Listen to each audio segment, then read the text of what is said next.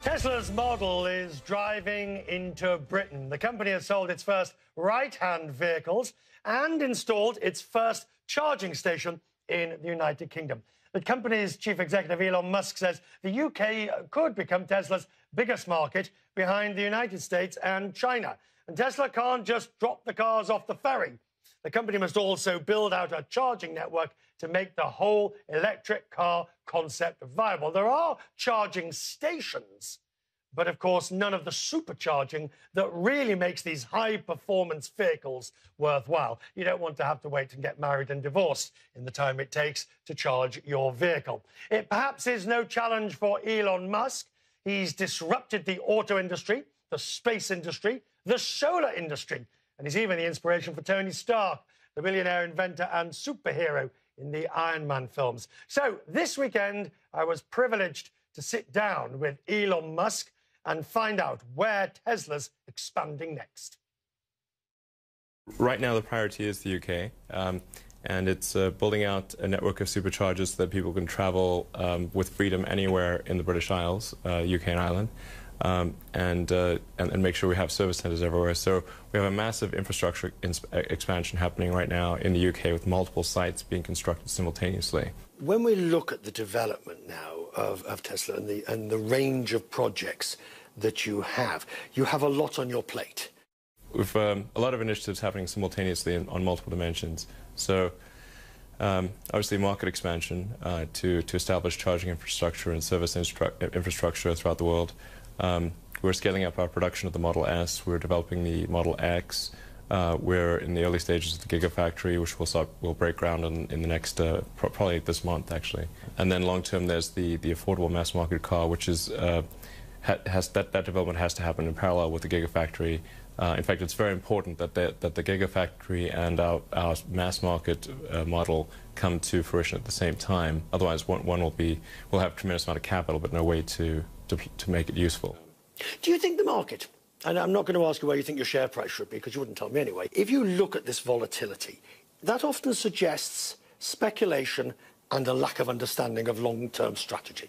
Yeah, there's a lot of speculation. I mean, necessarily, if you look at, say, our trailing revenues, our market cap makes no sense because our market cap is like 10 times what our revenue was last year. So clearly, the market cap is driven by future expectations, and as soon as anything happens to either enhance or diminish the faith in our future of those future expectations, the stock price takes a massive movement one way or the other, because it's just so leveraged based on where people think we'll end up. When I look at those ventures with which you are involved, right, they all signify a strong element of risk and reward. It's not really the size of it or anything. It's just that I think there's some important things that need to be addressed, some important problems the world faces, and when there doesn't seem to be much happening in that arena, then I've sort of tried to be helpful. So with Tesla, it's about trying to accelerate the advent of sustainable transport. With SolarCity, it's sustainable production of energy, because you need both sides of the coin, obviously. With SpaceX, the goal is to accelerate rocket technology improvements to allow, ultimately, hopefully to allow humanity to become a multi-planet species and establish a base on Mars. And at the same time, all of them have to have an element of commercial reality about them. Well, yeah, it's not really a profit optimization, except that if we run out of money, then we're dead. So, so therefore, we better make more than we spend. But you do enjoy risk. I enjoy a modest amount of risk, but large amounts of risk make me unhappy. Right, so I was unhappy for quite a few years there. I mean, I sort of like where things are now. I think we're in sort of a, touch wood, a good sort of space. I mean, things are sort of in the, more good than bad, which is great. But it's certainly been really in the last maybe year and a half that we've been in that situation. Do you understand, can you understand the Tesla phenomenon? Yes, we're punching way above our weight, yes. But our weight is small.